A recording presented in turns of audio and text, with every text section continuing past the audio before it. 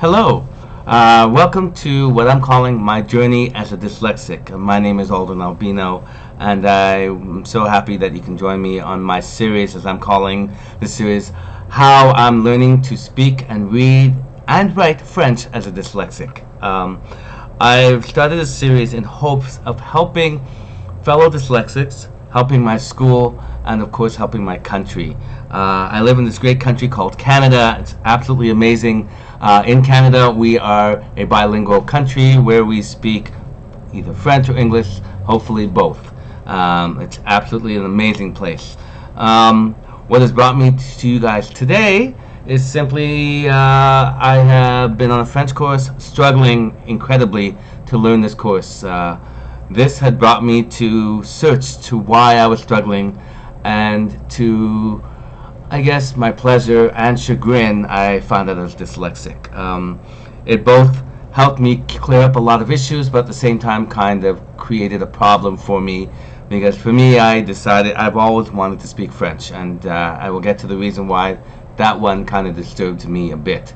So, the kind of person I am, I love to learn a lot about different things and data. I'm a big data person, so finding out information.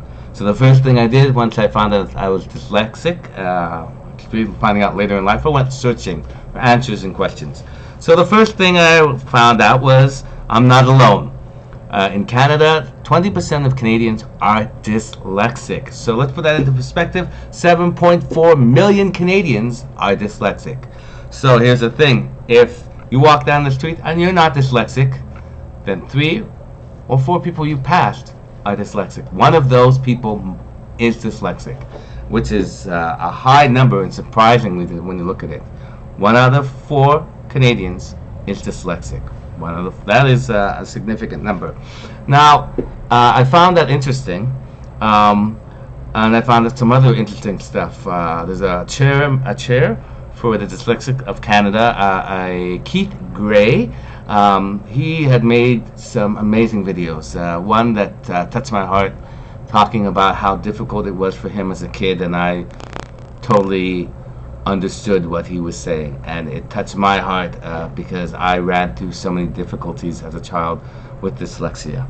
Another surprising thing he had mentioned was, out of the 7 industrial powerful countries in the world, Canada is one of the worst when it comes to dealing with dyslexics. And that comes to the next big problem when it comes to dyslexics and this amazing country of ours. Now, as I said, 20% of Canadians are dyslexic, 7.4 million people.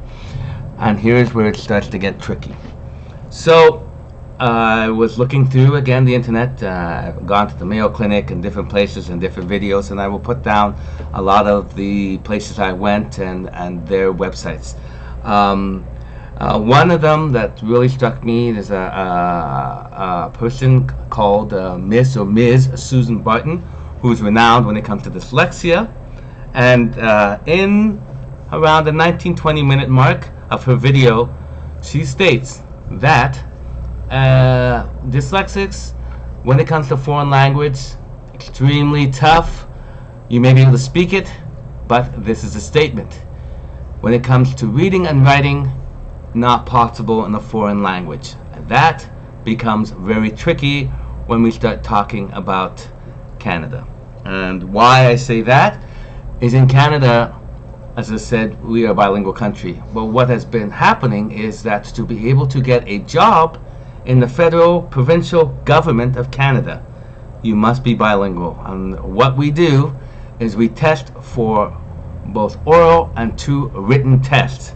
Come back to what Miss Susan Barton said, dyslexics cannot pass a written test. They may be able to speak it, but will not be able to pass it.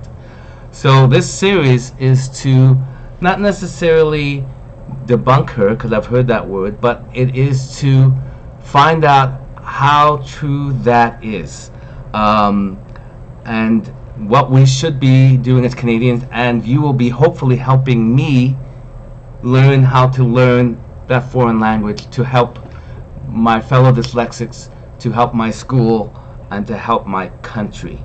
So I think I will stop this series right here as the first part, and I will come back shortly with my second part of this. Thank you very much and hope to see you on the second part. Take care. Bye.